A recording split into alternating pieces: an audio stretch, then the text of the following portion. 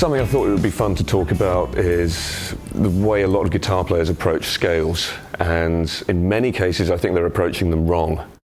I think the danger is that a scale is an easy thing to teach, it's an easy thing to learn, and it's a very easy way to measure your progress in terms of how many different shapes do you know and how fast can you play them. And certainly in the past I've met a lot of students who started out as great blues players and then became unmusical shredders because they were looking for the wrong solutions within these scale shapes. And I guess the danger is when you learn a new scale and you just play as fast as you can on each string and then move on to the next string, and it's almost like the scale is telling you what to play rather than you owning the scale. And counterintuitively, I think the solution is to slow down. You have to learn the sound of each note. Every note in any scale you can think of has a unique character, it has something special to bring to the harmonic backdrop over which you are playing. And it's a hard thing for guitar players to do. We want to be faster than the other guy, and we are mostly guys, let's be frank.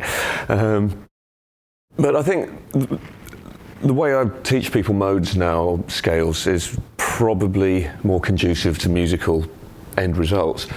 So if a blues player comes to me now and they go,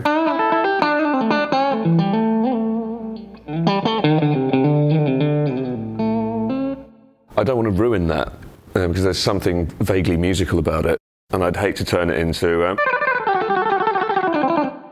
because then there's no music there anymore, there's just the trick. So now I would say, okay, if you want to learn the Dorian mode, keep this stuff. That's good, that's your skeleton. And now, instead of flipping a switch and going from pentatonic mode into the Dorian mode, now it's more like a dimmer switch or a fader, and you can introduce the character of that mode gradually. So if you have that as your template, and then that's 5/7 of the Dorian mode anyway. All you need to make it fully Dorian is to add this note and that note in every octave. And the fun thing about that now is you can be slightly Dorian just by using these as embellishments.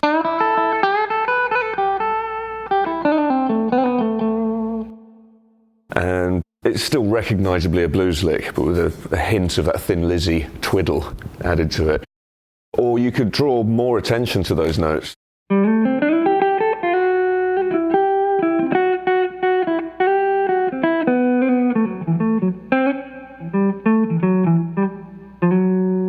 And then maybe even eliminate some of the neighboring pentatonic notes to make it sound more fusion, more angular, and you've got.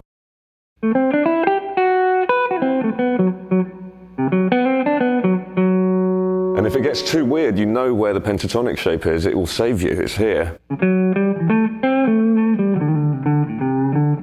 So normal bluesy stuff.